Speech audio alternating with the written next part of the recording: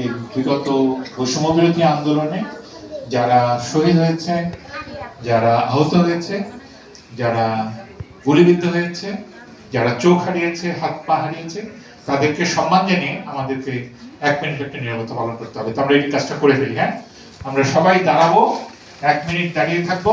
এটা আমাদের 1952 সালের শহীদদের জন্য আমরা করছি, 1971 সালের আমাদের যে 30 লক্ষ শহীদ তাদের জন্য করছি, এবং আমাদের গণতান্ত্রিক আন্দোলন গড়তে যারা শহীদ হয়েছেন তাদের জন্য করছি, এবং সর্বশেষ জুলাই আগস্ট বিপ্লবে বৈষম্য বিরোধী ছাত্র আন্দোলনে যারা যারা শহীদ হয়েছেন তাদের জন্য আমরা 1 মিনিট দাঁড়িয়ে নীরবতা পালন করব।